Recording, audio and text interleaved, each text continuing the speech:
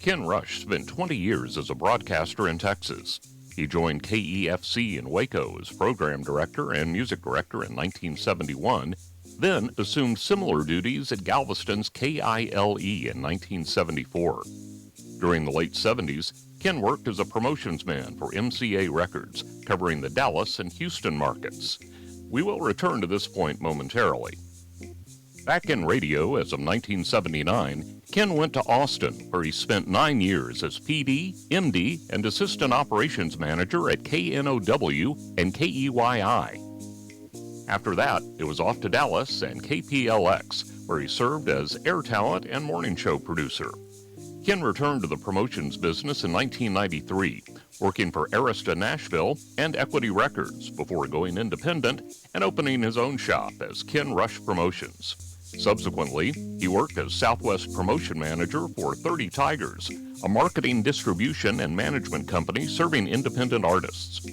Please join the Texas Radio Hall of Fame in welcoming Ken Rush.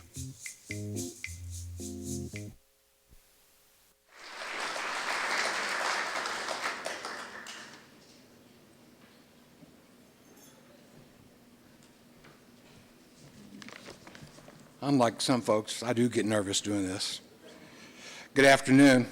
I figured I might have just enough luck to survive in this business the day I accidentally locked myself out of the studio during my very first job in Waco on the 7 to midnight shift, no one else in the building.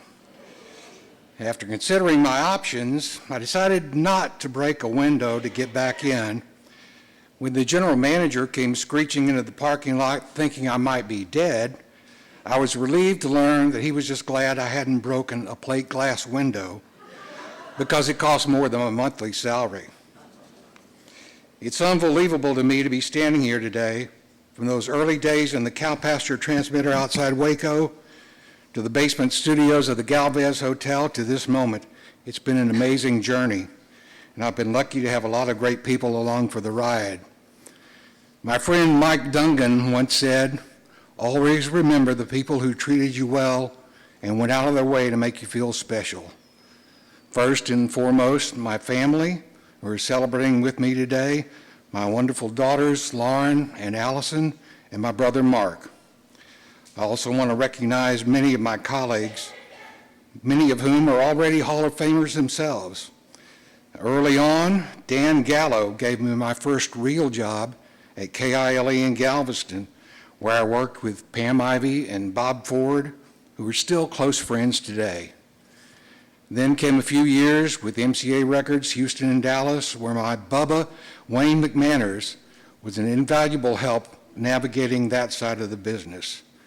The next stop in Austin at KNOW and Key 103, where I learned even more from Steve Hicks, Caroline Devine, Gil Garcia, and Dave Jarrett, including how to give away a new car to our morning show competitor, Bob Cole. And for the record, there was no collusion. We weren't that smart. From there, Dallas, and the biggest break of my career, Hall of Famer Bobby Craig took a chance on me at KPLX, and I got to work with incredible talent like Steve Harmon and Scott Evans, Mark Watkins, Mac Daniels, and Dan Halliburton. All these people educated, inspired, and influenced me in countless ways over more than 20 years in radio.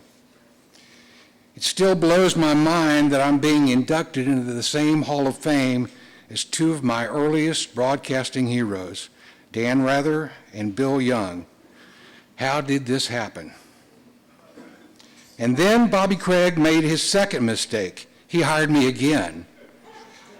We transitioned to the record side. He brought me with him to Arista Records in Nashville, and that was like stepping aboard a rocket ship. The next 20 plus years promoting records across Texas and the Southwest, filled with incredible radio stations, artists, and friendships, too many to name, but you know who you are, and I cherish those long-time relationships.